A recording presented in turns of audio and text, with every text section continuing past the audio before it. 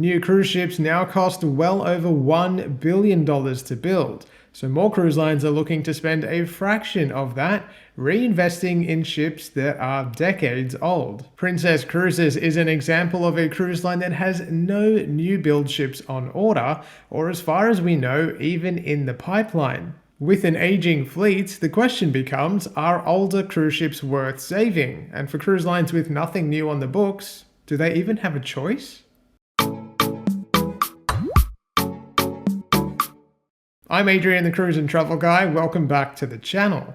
Look, older cruise ships are some of my favorites. They definitely have their perks. Usually they have a smaller passenger count, so that means less congestion and even better or more personalized service on board. Some older ships have even more outward-facing designs, think the Radiant class from Royal Caribbean for example, and others have more traditional elements like wraparound promenade decks, or even wider, more expansive top decks with forward and aft views. There's a little bit more of a human scale, especially compared to some of these monsters of the seas. They're effectively floating cities these days. Older ships typically have better bones, that's not really an issue.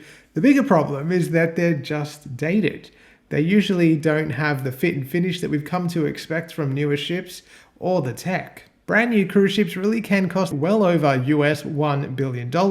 They're usually more environmentally sound because they typically these days use LNG or liquefied natural gas, which has fewer emissions and is a bit of a cleaner fuel compared to heavy marine fuels that older ships use. But they also have huge costs and 4 to 6 years between ordering and delivering them. But in terms of passenger fares, they usually do command a pretty hefty premium over their older sisters, and people definitely line up to get their chance to sail on them. Comparatively speaking, renewing a ship costs a fraction of the price of a new build. Norwegian Spirit was renewed in 2020 for US $100 million, and Celebrity Solstice is at this very moment undergoing a big renewal at a cost of around US $250 million. I'll actually be jumping on board Celebrity Solstice in a few weeks' time for a first-hand look at those changes, so make sure you stick around for that. So for roughly 10 to 20% of the cost of a new build, cruise lines can extend a ship's lifespan by more than a decade. They can also add revenue-driving venues, things like specialty dining and new bars, or provide upgraded facilities that help to create brand continuity, such as Celebrity's The Retreat, which will finally be fully realized on Solstice. Plus, modernizing cabins and providing brand new tech can make ships feel a lot younger than their years might suggest. As an avid cruiser and ship lover, seeing older cruise ships renewed and remaining in service makes me very, very happy. But I think it's important to remember that cruise lines don't renovate for nostalgia, they do it to increase onboard revenue and serviceability of their fleet. Not that there's anything wrong with that. Cruise lines are floating resorts, and ticket prices are really just the first level when it comes to their revenue.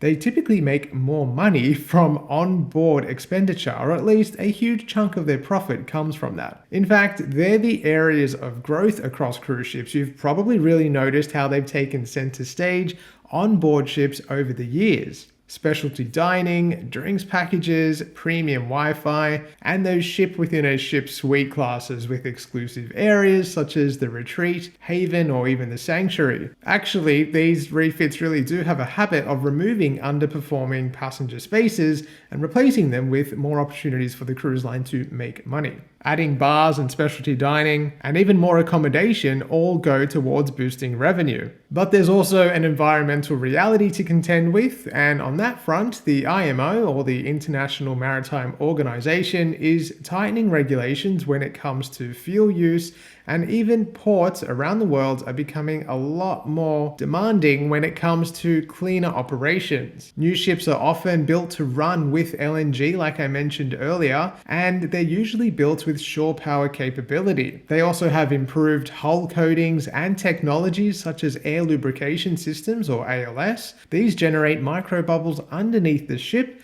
and reduce friction between the ship itself and the ocean. That allows for more efficient operations. That means reduced fuel use, which is good for the environment and good for the pocketbook of every cruise line. All of this really does contribute to older and therefore smaller ships getting scrapped more often. But some ships really do move on to secondary and even tertiary markets, and even well beyond that. And one that many Aussies will be familiar with is the Pacific Dawn. She started life, in fact, as Regal Princess after P&O Princess Cruises acquired Sitma. But from 2007 until 2020, she was Australia's own, where her one and only sister ship Pacific Jewel found herself in the scrapyard. Pacific Dawn found new life with Ambassador Cruise Lines as Ambience. The 1991 built ship has now just gone through a dry dock earlier this year, where she underwent a number of enhancements, one of which I do believe was the addition of shore power access. It really is brilliant to see a cruise line reinvest so heavily in a ship that is effectively quite old. But are some ships too old to save? Cruise ships typically have an operational life of around 25 to 35 years. Some can definitely push into that 40 plus territory. Ambience is 35 after all, and Norwegian Spirit is almost 30. And that brings us to Princess Cruises. Its oldest ship is the 1998 built Grand Princess, soon to be 30 years old. Its latest vessels though are the Sun Princess and Star Princess, with over a quarter of a century separating them from their older sister.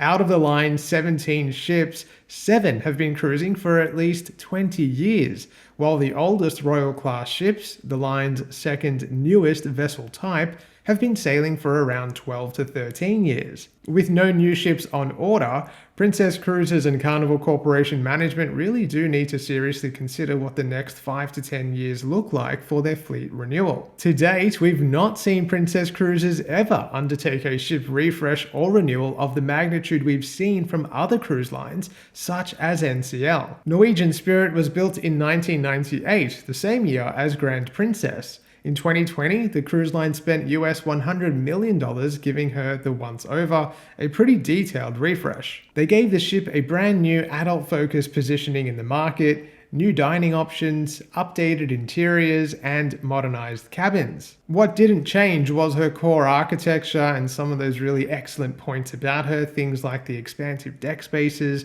wraparound promenade, and nice smaller venues throughout the ship. And it's for that reason that she has truly become one of my favorites, and I know a favorite of many of you who have had the chance to sail on her. We can also look to Princess Cruises' competitor Celebrity Cruises and their past and current fleet renewal program. Pre-pandemic, the cruise line had committed to a fleet-wide revolution. This was in order to align the brand's older ships with the newest Edge class aesthetic and features. While the pandemic and its associated debt explosion pressed pause on the revolution process, several of its ships, including the 2000-built Millennium, underwent the transformation, leaving the ship feeling nothing like its 20 years might have suggested. Now in 2026, the fleet renewal program is back in action, with Celebrity Solstice currently in Singapore undergoing a US $250 million refit. This is a strategic extension of fleet life and key brand messaging that all ships will offer the experience that Celebrity's clientele has come to expect. This shows that refits are not about sentimentality, and Princess Cruises might need to look to its competitor Celebrity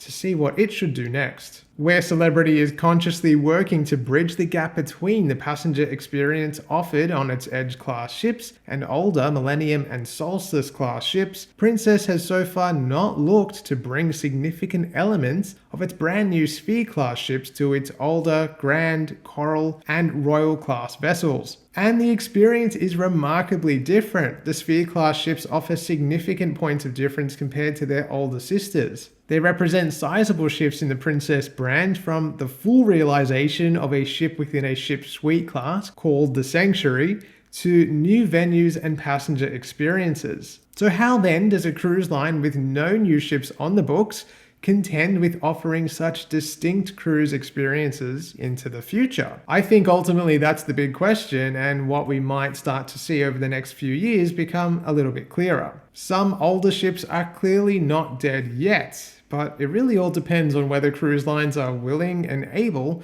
to reinvest into their future. A well-designed classic ship with a smart refit has the potential to become a fleet favorite, just like Norwegian Spirit and, I suspect, the soon-to-be renewed Celebrity Solstice. If you had to pick your own classic favorite cruise ship for renovation, which one would it be? And what would you do to her? Let me know in the comments. As always, thank you so much for watching. I hope you enjoyed this video. Let me know in the comments what your thoughts are, and when you're looking to book a cruise, head to my website, thecruiseandtravelguy.com.au. That's the best way to support what I do here on the channel. And as always, you can also give me a follow on Facebook and Instagram at The Cruise and Travel Guy. Thanks again for watching, and I'll see you soon. New cruise ships now cost well over $1 billion to build. So many cruise lines are many cruise lines are now investing a fraction of that in ships that are pushing 15, 20 and more years in operation. What? New cruise ships now with an aging fleet, the question becomes, is really mandating and pushing towards a well-designed classic